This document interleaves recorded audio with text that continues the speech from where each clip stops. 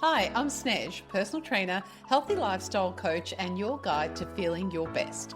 This podcast is a segment from my weekly radio show, Wellbeing Wednesdays, broadcast live on 88.6 Plenty Valley FM. It's all about sharing real, practical tips to help you move more, eat better, and live healthier without the overwhelm. Let's dive in, shall we? All right, so last week I turned 50 on the 4th of January and I had the loveliest time. I felt really celebrated by my family. I was really grateful for the day that I had, and I received so many beautiful messages from friends and family. And one message that stood out in particular was someone said this to me, and it was also written in a card, but it was wishing you all the best in the second half of your life. It's usually even more amazing than the first. And I remember thinking about, hang on a minute, like the second half, that means 50 is only half of the way. Now, I don't generally worry about age. I've always felt pretty comfortable in my skin. However, deep down, I think, if I'm going to be completely honest, deep down, there's always been this quiet sense of time is moving too fast. I'm running out of time. I better make the most of it. Oh, I'm getting a bit old. I probably haven't achieved the things that I've wanted to achieve. And in that moment, I just paused and I thought, wow, what if I actually have another 50 years ahead of me? That's another whole lifetime. And I'd already felt like I've done so much in my life. I'm like, wow, we sort of got rid of this sense of urgency. And instead of feeling like I was running out of time, I felt like I was just getting started. And I often do say that. I feel like I'm just getting started in this phase in my life. I'm feeling good in my body. I've got so much more ambition. There's so many goals that I want to achieve. But I don't know if I honestly believed that I had all of this extra time that I felt that I had until I heard that. And then my next thought was that I felt like I had even more reason to get stronger and to look after myself. And it's not because it felt like it was coming from a place of fear of turning 50. It was more like there was just a greater purpose. It's like, wow, I've got all of this extra time to create all of these dreams that I have. And because if I do have another 30, 40 or 50 years ahead of me, I want to truly live them. And that's not just getting through them. It's not managing those years, but enjoying them and keep doing what I love and keep being able to work to help people enjoy the benefits of health and fitness. And I have so many dreams still that I do want to achieve. And now I'm feeling like, slow down, girl.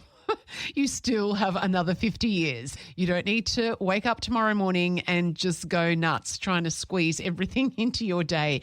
It really kind of clicked for me, and health and fitness, is really part of that journey in enabling that to happen. And we're starting to see now that health and fitness aren't just about how we look anymore. It's about how long and how well we actually get to live. And for so many years, the focus working in this industry has been on weight loss. It's been on being smaller. It's been on lower numbers on the scale. It's been quick fixes.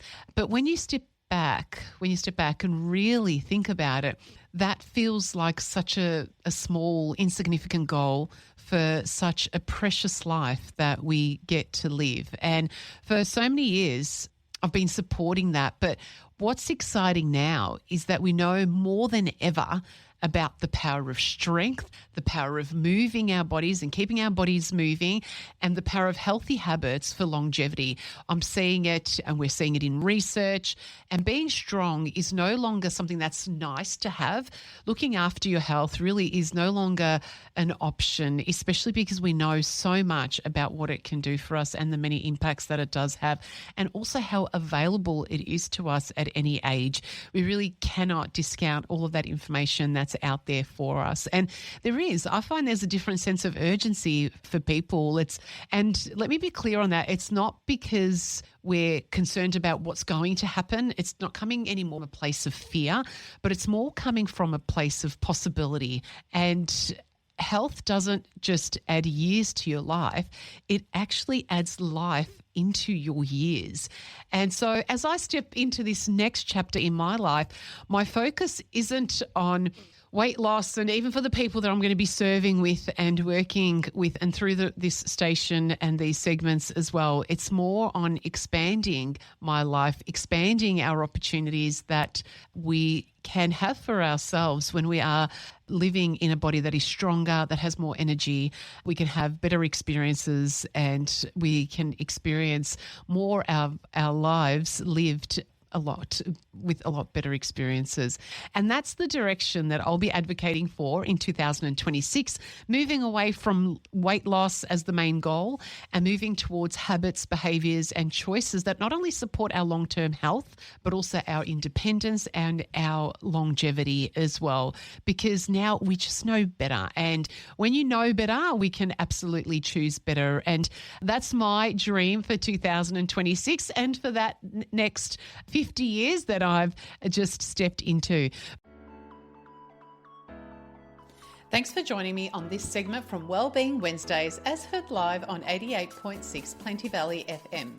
If you enjoyed this episode, share it with someone who might find it helpful and subscribe so you never miss a show. Want to catch the live broadcast? Well, you can tune in Wednesdays from 12 till 2 p.m. on 88.6 Plenty Valley FM, or find my info on Wellbeing Wednesdays with Snez, the Facebook group. Take care, stay healthy, and remember, it's the little choices every day that create big changes. Talk soon.